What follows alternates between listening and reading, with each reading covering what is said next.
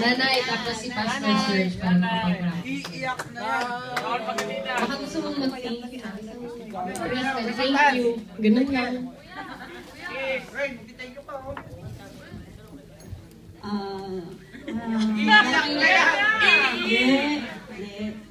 Kasi ako bilang nanay, iba siguro hindi naiintindihan kung bakit pinayagan. Ako bilang nanay, darating din talaga sa point na magsasalili ang mga anak natin. Kaya ngayon pa lang, handa na talaga ang puso at damdamin ko.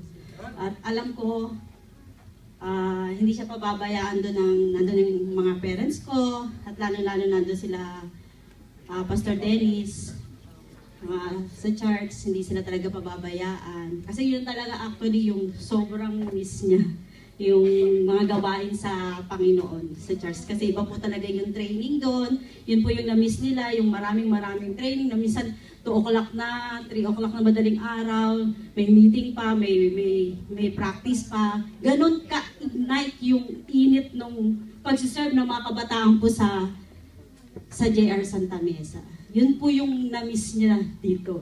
Dito kasi, hindi mo mapupush yung bata di ba? Kahit naman sa school, hindi naman mapupush yung bata na, oy, mag-aral ka, mag-review ka, basahin mo ito. Hindi. Dito, ibang-iba po, compare po doon sa Pilipinas. Kaya yun siguro yung talagang naging ano niya para umuwi ulit sa Pilipinas. Saka itong anak ko to, nagmana sa akin to, magaling magluto. Experience na naman. Ako po yung pati sa kanyang pagkabinata, ako rin ang kasama niyan. Lahat. Kaya ka dati sinasabi, mamas ko yan, pero hindi. Hate niya na yan, hate niya na sabihin yan. Tuwan-tuwa yan, uuwi na siya, pinayagan na siya. Wish ko lang, magpatuloy siya sa Panginoon. Dahil yun naman ang talagang gustong-gusto niyang gawin. At magpa-under siya sa atin niya. Yun lang. Okay.